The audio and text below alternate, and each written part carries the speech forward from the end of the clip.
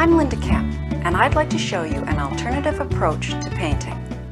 To paint a landscape in the negative, I'll be building overlapping bands of color that will be laid down from the bottom of the paper to the top. That is to say, I'll start in the foreground and work back. The landscape forms that are closest are painted first. 2 layers of grasses and green trees appear, not because I've painted them, but rather because I've painted around them.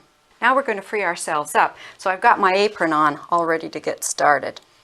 I'm going to prepare this underpainting. It starts out the same way as my wet and wet underpainting, but this time I'll be doing something a little bit different.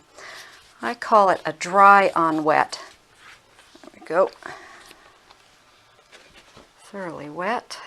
I'll be producing strips of color first that will represent grasses in the foreground. Now while this is resting, I'll put out my colors. Let's start out with a little bit of raw umber, some raw sienna, a little bit of cobalt blue, cerulean blue, a touch of rose violet. I'm putting out several colors here, and well, let's go with a little bit of cad orange.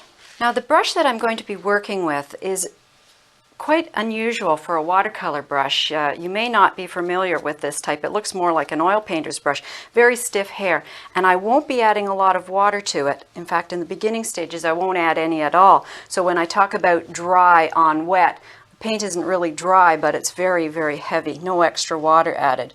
And I'm going to work this paint into the fibers of the brush. Pick up a little bit of some cerulean, a little bit of cobalt.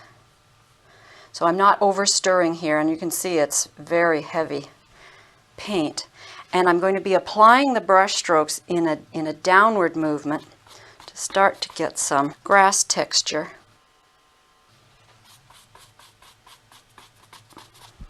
If I have too much water in the brush or on the paper, I won't be able to maintain nice grass-like texture.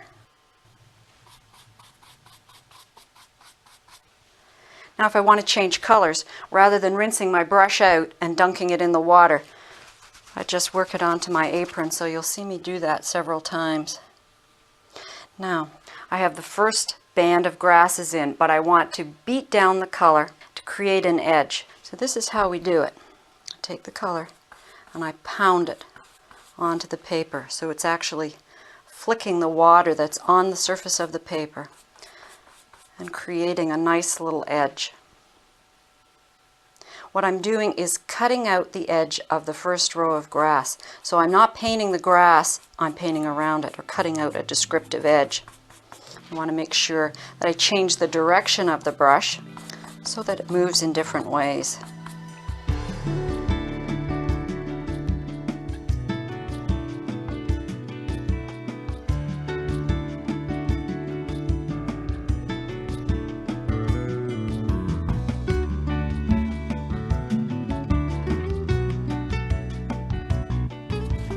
So the color that I'm putting down now, I'll be able to use to develop some trees and bushes in the background.